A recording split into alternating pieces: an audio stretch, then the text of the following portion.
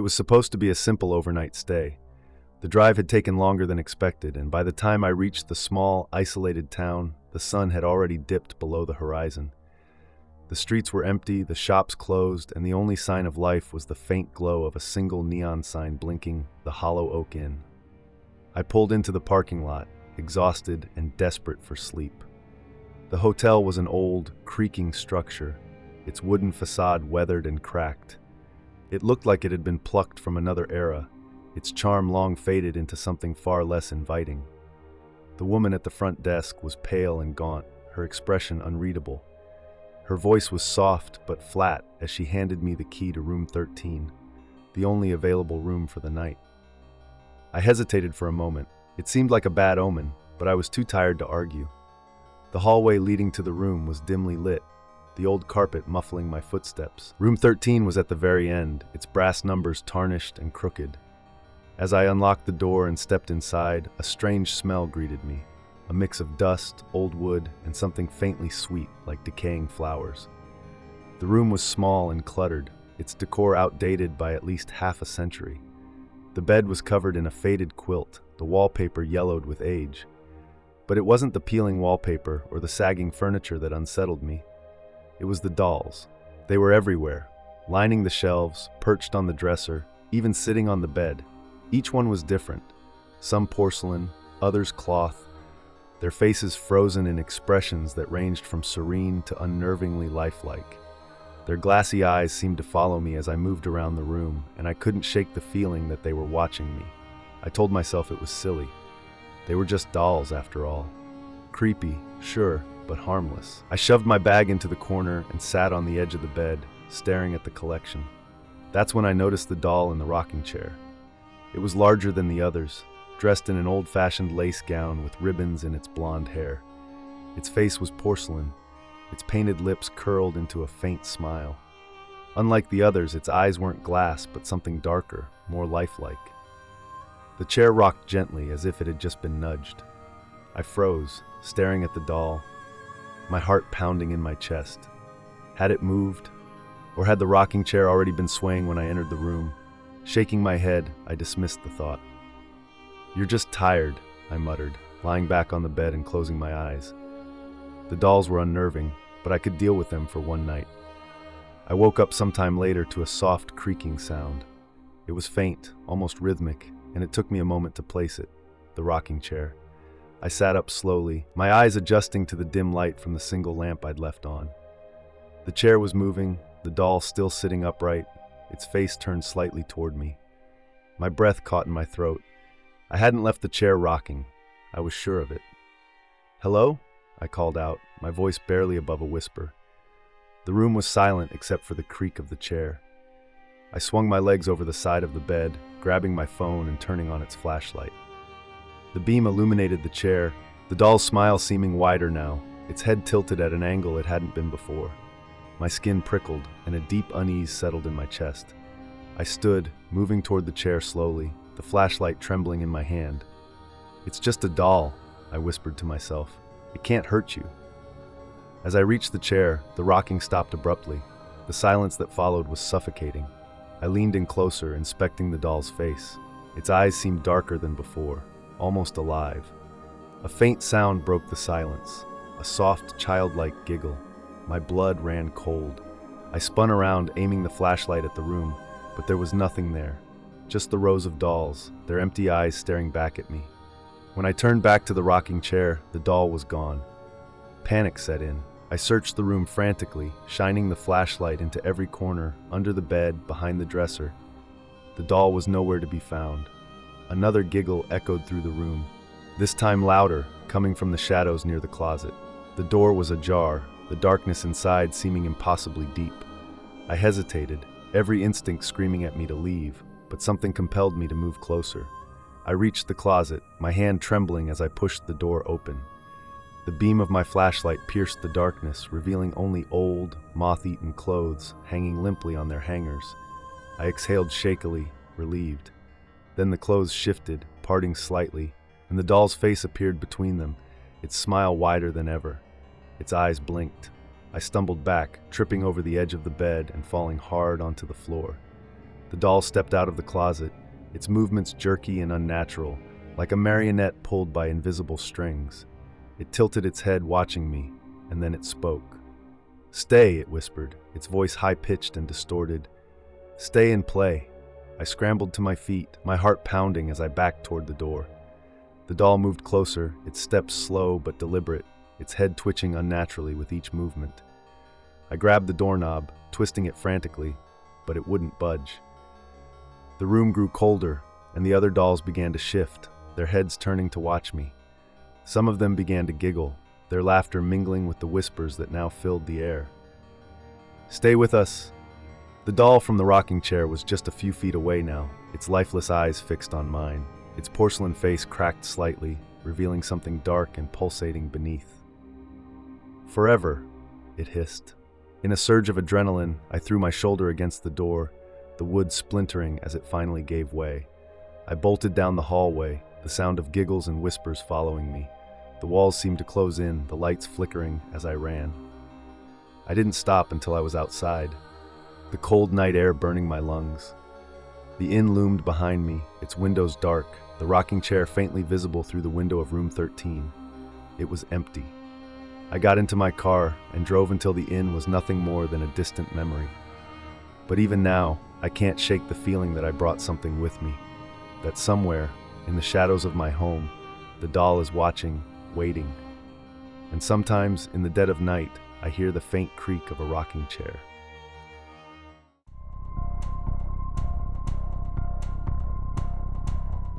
Moving into a new house was supposed to be a fresh start.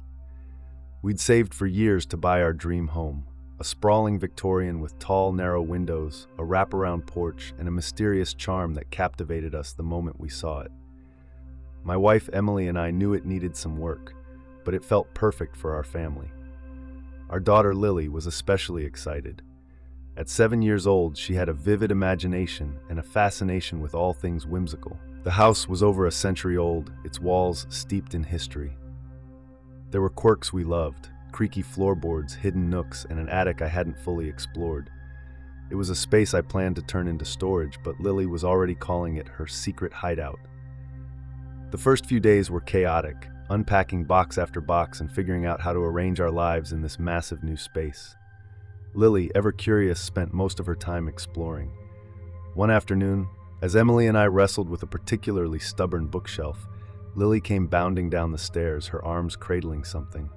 "Look what I found in the attic," she exclaimed, her blue eyes wide with excitement.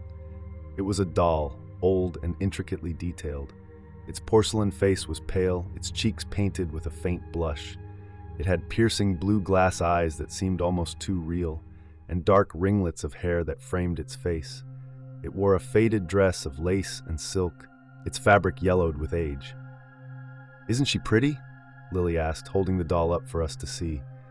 Emily and I exchanged a glance. The doll was beautiful in a way that felt unsettling. I couldn't quite put my finger on it, but there was something about the way its eyes seemed to follow you. "Where did you find that?" I asked. "In a box in the attic," Lily replied. "It was just sitting there, all by itself." Emily forced a smile. "Well, she's lovely. Why don't you put her on your shelf for now?" Lily nodded, clutching the doll tightly. "Her name's Annabelle," she said with certainty, as if the doll had told her its name. "Annabelle?" I asked, raising an eyebrow. "How'd you come up with that?" Lily shrugged. "She just looks like an Annabelle." That night, after we'd tucked Lily into bed, I found myself thinking about the doll. I didn't want to admit it, but it unsettled me. I decided to check the attic, curious about what else might be up there. The space was cold and dusty, filled with cobwebs and the scent of mildew. Most of the boxes contained nothing but old clothes and forgotten trinkets, but the box where Lily had found the doll caught my eye. It was a small wooden crate, the inside lined with faded velvet. Carved into the lid was a name, Annabelle. My chest tightened. I pulled the box closer, searching for clues about its origin. There were scraps of paper inside, old and brittle, written in a language I didn't recognize. One of the pages had a crude drawing of a doll, surrounded by symbols that sent a chill down my spine. Something about the whole thing felt wrong. I decided to put the box back and leave the attic, telling myself it was just my imagination. That night, I woke to the sound of footsteps. They were soft and deliberate, the kind of sound a child might make when sneaking around. I glanced at the clock, 3:14 a.m. Groaning, I rolled out of bed and padded into the hallway. The sound was coming from Lily's room. I pushed her door open gently, peering inside. Lily was sound asleep, her small form curled up beneath her blanket. Annabelle sat on the shelf by the window, bathed in moonlight. I stared at the doll, unease prickling at the back of my neck. I could have sworn its head was tilted at a slightly different angle than it had been earlier. Shaking off the thought, I closed Lily's door and went back to bed. The next morning, things got stranger. Emily was making breakfast when Lily came downstairs, clutching the doll. Annabelle was talking to me last night, she said matter-of-factly, setting the doll on the kitchen table. Emily and I froze. What do you mean, sweetheart? Emily asked, forcing a smile. Lily looked at us like we were silly for asking. She was telling me about her old family. She said she misses them. My stomach dropped. Lily, it's just a doll, I said, my voice firmer than I intended. It can't talk, Lily frowned. But she did. She told me she likes it here. Emily and I exchanged a worried glance, but we didn't press the issue. Kids had vivid imaginations, I told myself. It didn't mean anything. That night, I couldn't sleep. The house felt different, like it was holding its breath. Around midnight, I got up to check on Lily. When I opened her door, my heart stopped. Annabelle wasn't on the shelf. She was sitting in the middle of the floor, facing the bed. My pulse quickened as I stepped into the room, careful not to wake Lily. I picked up the doll, its glass eyes gleaming in the dim light, and placed it back on the shelf. I stared at it for a long moment, willing it to stay put before leaving the room. I barely made it 2 steps into the hallway when I heard a loud thump behind me. I turned, and my blood ran cold. Annabelle was back on the floor. I didn't sleep that night. I sat in the living room, clutching a flashlight and listening for every creak and groan of the old house. Around 3 a.m., the faint sound of laughter echoed from upstairs. It wasn't Lily's laughter. I bolted up the stairs, my heart hammering. Lily's door was wide open, and her bed was empty. The sound of giggles drifted from the attic. No, I whispered, fear tightening around my chest. I climbed the attic stairs slowly, every step feeling heavier than the last. The door at the top creaked open, revealing the dim, dusty space. Lily was standing in the center of the attic, her back to me, holding Annabelle in her arms. Lily, I said, my voice shaking, what are you doing up here? She wanted me to bring her back, Lily said without turning around. Her voice was flat, emotionless. Back where? To her home.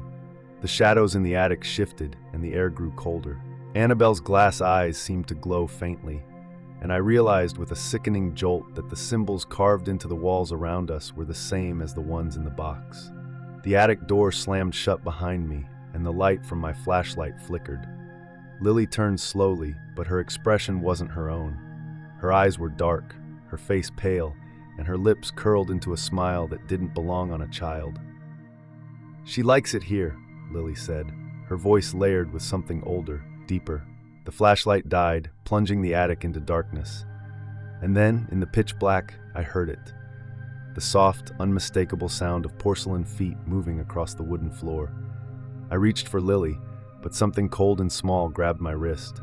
The last thing I saw was Annabelle's face, grinning as the world around me dissolved into whispers and laughter.